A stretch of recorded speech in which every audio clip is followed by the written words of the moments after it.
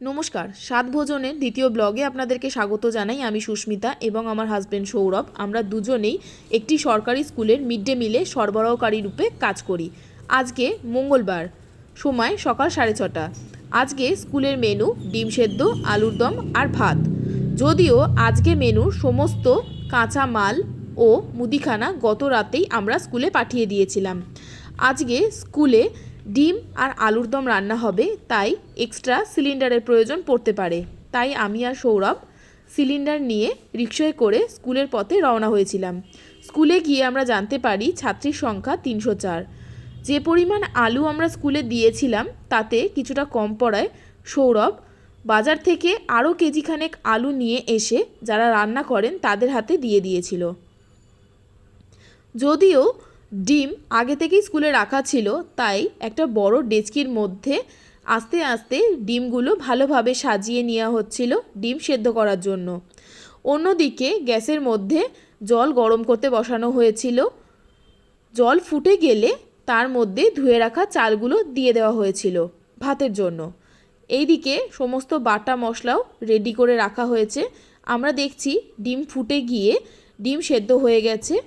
এরপর ডিম ছাড়ানোর জন্য একটি বড় ডেচকিতে ঠান্ডা জল নিয়ে আস্তে আস্তে আমরা ডিমগুলো তুলে রাখব।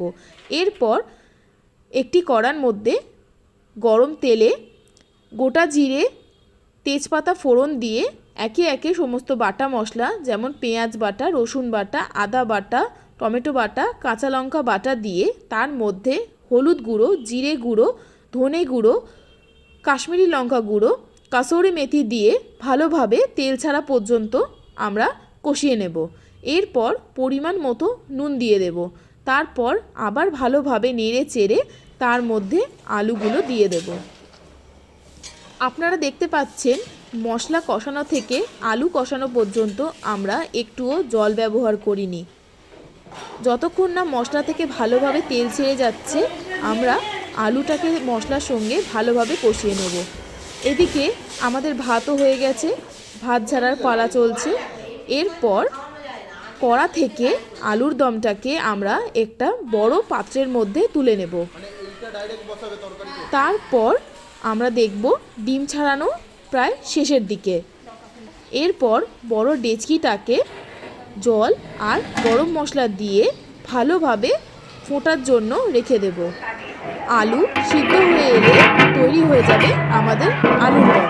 এদিকে ডিম ছাড়ানো কমপ্লিট। চলো, আজকের মেনু এইটুকুই।